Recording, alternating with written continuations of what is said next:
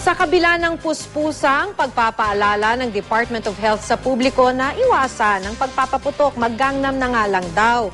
May ilan pa ring ayaw sumunod dito.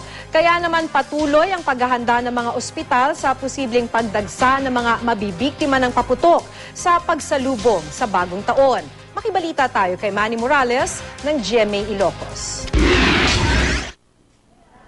Dalawang daliri sa kamay ng lalaking ito ang kailangang putulin dahil sa laki ng kanyang tinamong sugat. Nasabugan siya ng plapla noong Pasko. Nag-inuman daw sila.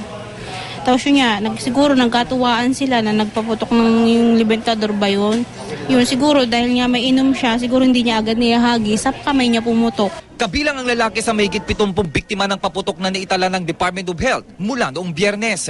Pinakabatang biktima ang siyam na buwang sanggol sa Leyte. Iniimbestigahan pa namin kasi ayon sa paunang ulat, yung baby ay nasa loob ng bahay at may gumamit ng pikulo. So hindi malinaw yung pikulo ba ay galing sa labas o yung pikulo ay aksidenteng sumabog sa loob ng bahay. Sa Bulacan, siyam na ang naitalang biktima ng paputok, kabilang ang 1 taong gulang na batang nakalunok ng pikulo. Noong nakarang taon, nasabugan ng Goodbye Philippines ang lalaking ito. Kinailangang ding putulin ang kanyang kanang binti.